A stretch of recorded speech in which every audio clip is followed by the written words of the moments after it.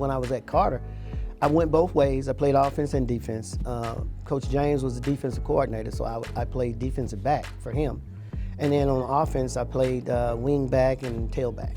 I was relentless, undersized, but very fast, very quick. Really didn't apply myself, but I was able just to do the work and get B's and get A's and mostly B's, and that was fine, with me. And then, of course, when I got to college, I realized that it was a little bit more challenging. At the time, I really didn't know what I wanted to do, but I did say to him, hey, Coach, if I want to coach, would you hire me?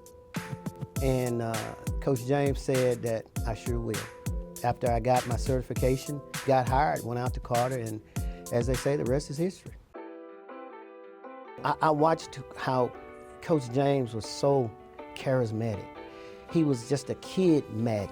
And I said that, you know what, I'm gonna model my coaching after him.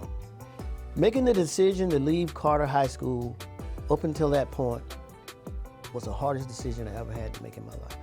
It's kind of a bittersweet situation for me, was that I was only there for 2 years as head coach, and it literally brought me to tears because I loved Carter High School, because I loved it as a student, I loved it as a player, I loved it as a teacher, and now I'm loving it as a coach. But then I realized that this is part of growing up, this is part of being a man, this is part of career choices. And then, of course, went to Austin. And my role now, I coach coaches.